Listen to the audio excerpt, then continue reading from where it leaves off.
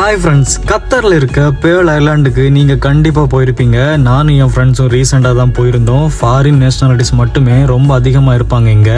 நீங்கள் இப்போ பார்த்துட்டு இருக்கிறது போர்ட்டோ அரேபியாங்கிற இடத்துல இருக்க ஹை கிளாஸ் யாட்ச் கிளப் தான். கண்டிப்பாக நம்ம எல்லாருக்குமே தோணும், இந்த யாட்ச்க்கு உள்ளாடி அப்படி என்ன தான் இருக்குன்னு வாங்க பார்க்கலாம். நீங்கள் இப்போ பார்த்துட்டு இருக்க யாட்சில் 3 பெட்ரூம்ஸ் இருக்குது, எல்லாமே அட்டாச்சு டாய்லெட்டோட.